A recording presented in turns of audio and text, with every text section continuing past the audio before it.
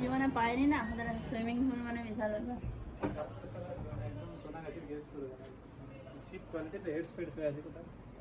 Video হচ্ছে কি, তাদের রুমটাও বেশ ভালো তাই না?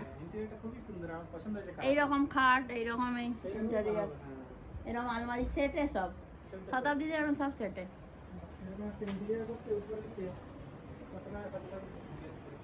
আরে এখন সব দাম কমে গেছে, 3-4। ঠিক আছে এখন রে বৌদি, তো রেডি হয়নি।